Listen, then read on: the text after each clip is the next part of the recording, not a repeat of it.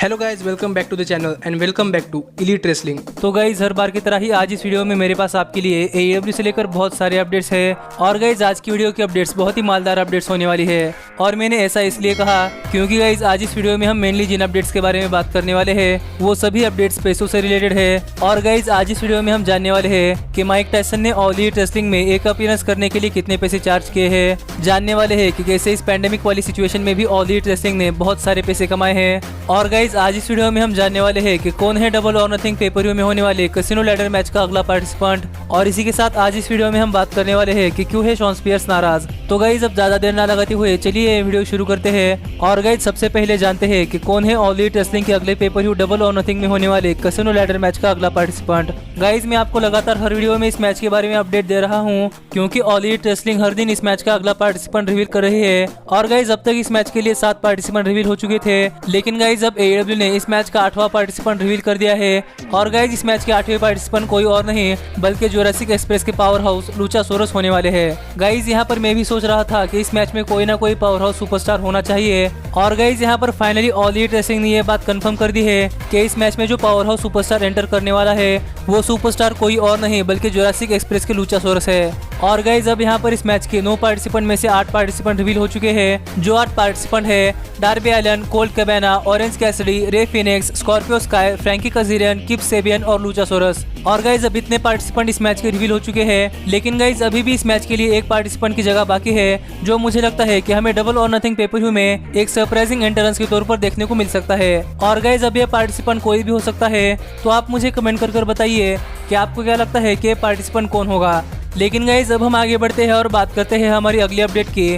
और गाइज हमारी अगली अपडेट शॉन स्पियर्स से है। और गाइज अब यहाँ पर AEW में कुछ ऐसी चीजें हो गई है जिस वजह से शॉन स्पियर्स बहुत ही ज्यादा नाराज है। और गाइज हुआ कुछ ऐसा है कि ऑल एलीट रेसलिंग ने अपने डबल और नथिंग पेपर-व्यू का फाइनल पोस्टर रिलीज कर दिया है। और गाइज यहाँ पर ये पोस्टर देखकर शॉन स्पियर्स बहुत ही ज्यादा नाराज है। और यहाँ पर अपनी नाराजगी दिखाते हुए शॉन स्पियर्स ने एक ट्वीट भी किया है, जो ट्वीट आप आपकी स्क्रीन के ऊपर देख सकते हैं। और गाइज यहाँ पर इस ट्वीट में शॉन स्पियर्स ने अपनी नाराजगी बताई है। और गाइज यहाँ पर शॉन स्पियर्स ने डस्टिन रोड्स को पॉइंट आउट कर यह कहा है कि इस खंडर जैसे दिखने वाले आदमी को पोस्टर में जगह किसने दी है। और यहाँ पर शॉन स्पियर्स को शक है कि ये सब कोडी रोड्स का क्या धरा है। और गाइज अब यहाँ पर ये ट्वीट देखकर आप समझ ही सकते हैं कि शॉन स्पियर्स इस चीज से कितने ज्यादा नाराज है कि शॉन स्पियर्स जैसे डिजर्विंग सुपरस्टार को इस पोस्टर में जगह नहीं मिली है। और यहाँ पर इस पोस्टर में डस्टिन रोड्स को जगह मिली है। और यहाँ पर शॉन स्पियर्स का कहना यह है कि ये स्पॉट शॉन स्पियर्स डिजर्व करते थे और यहाँ पर शॉन स्पियर्स की जगह डस्टिन रोड्स ने ले ली है। गाइज यहाँ पर स्टोरी उतनी ज्यादा बड़ी तो नहीं है, लेकिन गाइज हमें यहाँ इस स्टोरी को लेकर ऑल एलीट रेसलिंग के अगले पेपर-व्यू डबल और नथिंग में एक और मैच सेट होता हुआ दिखाई दे सकता है, जो मैच में भी Shawn Spears versus Dustin Rhodes हो सकता है। लेकिन गाइज अभी हम डबल और नथिंग पेपर-व्यू के मैच कार्ड को देखें तो गाइज यहाँ पर डबल और नथिंग पेपर-व्यू का मैच कार्ड फुल्ली स्टैक है। और हमें डबल और नथिंग पेपर-व्यू में बहुत सारे मैचेस देखने को मिलने वाले हैं, जिसकी प्रीव्यू और प्रेडिक्शन भी हम आने वाले वीडियोस में करने वाले हैं। लेकिन गाइज अब हम आगे बढ़ते हैं और बात करते हैं हमारी अगली अपडेट की। और गाइज जानते हैं कि कैसे इस पैंडेमिक वाली सिचुएशन में भी ऑल एलीट रेसलिंग ने बहुत सारे पैसे कमाए हैं। गाइज यहाँ पर आपको भी पता है कि पिछले 1-2 महीने से सभी रेसलिंग शोज वैसे नहीं हो रहे हैं जैसा कि उन्हें होना चाहिए।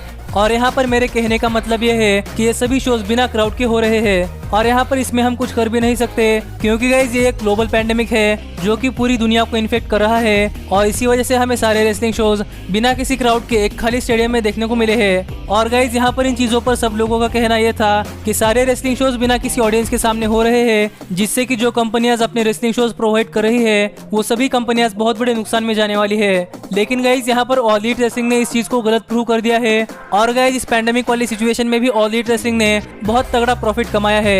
और गाइज ये कैसे, ये हमें रेसलिंग ऑब्जर्वर डेव मेल्ट्जर ने बताया है। और गाइज यहाँ पर डेव मेल्ट्जर का कहना यह था कि फिलहाल में AEW के सभी रेसलिंग शोज QT मार्शल के जिम से टेलीकास्ट हो रहे हैं और इसी वजह से यहाँ पर ऑल एलीट रेसलिंग को अपने शोज प्रोड्यूस करने में ज्यादा खर्चा नहीं करना पड़ा। और यहाँ पर रेगुलर सुपरस्टार्स बार बार टेलीविजन पर इस्तेमाल करने की वजह से ऑल एलीट रेसलिंग को बाकी सारे बचे हुए सुपरस्टार्स को एक्स्ट्रा पे करने की जरूरत भी नहीं पड़ी है। और गाइज यहाँ पर ये सभी शोज ऑल एलीट रेसलिंग ने एक ही जगह से प्रोड्यूस किए हैं, तो गाइज यहाँ पर उनकी सिटी टू सिटी ट्रैवल करने की भी कॉस्ट बहुत कम हो गई है। और गाइज यहाँ पर उनका ट्रैवल का खर्चा बचा, उनके प्रोडक्शन की कॉस्ट कम हो गई। और गाइज रेगुलर सुपरस्टार टीवी पर इस्तेमाल करने की वजह से ऑल एलीट रेसलिंग ने अपना काफी सारा पैसा बचाया है। और गाइज यहाँ पर उनके मर्चेंडाइज सेलिंग और TNT नेटवर्क की तरफ से रेगुलर पैसे आ रहे थे, जिस वजह से इस पैंडेमिक वाली सिचुएशन में भी AEW ने जमकर कमाई की है। गाइज यहाँ पर खुद टोनी खान को ऐसा लग रहा था कि टोनी खान लॉस में जा रहे हैं, लेकिन गाइज यहाँ पर अपना खुद का दिमाग इस्तेमाल करके टोनी खान इस बहुत बड़े लॉस से बच गए हैं। गाइज यहाँ पर मुझे एक्चुअल फिगर नहीं पता कि ऑल एलिट रेसलिंग ने कितनी कमाई की है, लेकिन गाइज यहाँ पर सोर्सेज की माने तो गाइज यहाँ पर ऑल एलिट रेसलिंग ने बहुत ही तगड़ी कमाई की है। लेकिन गाइज इसी के साथ अब हम हमारी अगली अपडेट के बारे में बात करते हैं। और गाइज जैसा कि आपको पता होगा कि हमारी अगली और फाइनल अपडेट माइक टायसन से रिलेटेड है। गाइज मैंने आपको अपडेट्स में बताया था और गाइज कुछ दिनों के बाद AEW ने यह कंफर्म भी कर दिया कि गाइज हमें डबल और नथिंग पेपर में माइक टायसन देखने को मिलने वाले हैं।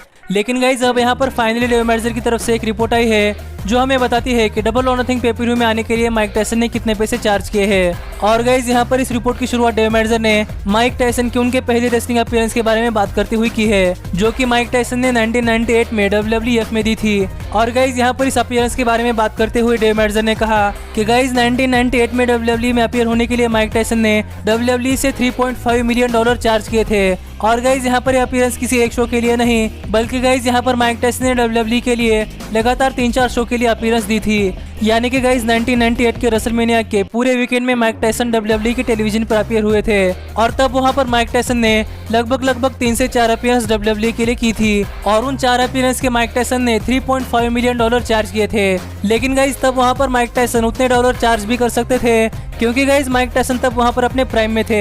लेकिन गाइज अब यहाँ पर माइक टायसन रिटायर हो चुके हैं और गाइज अब यहाँ पर माइक टायसन ने ऑल एलिट रेसलिंग में आने के लिए भी बहुत सारे पैसे चार्ज किए हैं। लेकिन गाइज अब यहाँ पर हमें एक्चुअल फिगर नहीं पता कि माइक टायसन ने ऑल एलिट रेसलिंग में आने के लिए कितने पैसे चार्ज किए हैं। लेकिन गाइज अगर यहाँ पर डेव मेल्जर की बात माने तो गाइज यहाँ पर ऑल एलिट रेसलिंग में एक अपीयरेंस देने के लिए माइक टायसन ने लगभग ब्रॉक लेसनर जितने पैसे चार्ज किए हैं। तो गाइज यहाँ पर ऑल एलिट रेसलिंग में एक अपीयरेंस देने के लिए माइक टायसन ने लगभग ब्रॉक लेसनर जितने पैसे चार्ज किए हैं कि जितने पैसे ब्रॉक लेसनर उनके एक अपीयरेंस के लिए देते हैं। और गाइज अब यहाँ पर बात करें ब्रॉक लेसनर की एक अपीयरेंस की तो गाइज यहाँ पर ब्रॉक लेसनर की एक अपीयरेंस के लिए ब्रॉक लेसनर $500,000 चार्ज करते हैं। तो गाइज यहाँ पर सिमिलरली लगभग उतने ही पैसे माइक टायसन को ऑफर किए गए हैं। और गाइज अगर यहाँ पर हम माइक टायसन की एक अपीयरेंस की कॉस्ट को अगर इंडियन रुपीज में कन्वर्ट करें तो गाइज यहाँ पर ये लगभग 3 करोड़ रुपए से भी ज्यादा आता है। और गाइज यहाँ पर आप इस बात के बारे में क्या कहना चाहते हैं ये आप मुझे कमेंट कर जरूर बताइएगा कि माइक टायसन को इतने पैसे ऑफर करना सही बात थी या फिर गलत। लेकिन गाइज आज की वीडियो में इतना ही और गाइज अब मिलता हूँ आपसे अगली वीडियो में। लेकिन गाइज तब तक stay healthy, stay happy and keep watching elite wrestling. Hey, did you like that video? Click the screen for more. And where do you think you're going? And thanks so much for being the elite. The elite, the elite. What, Nick, you're not going to sing it all with me this time?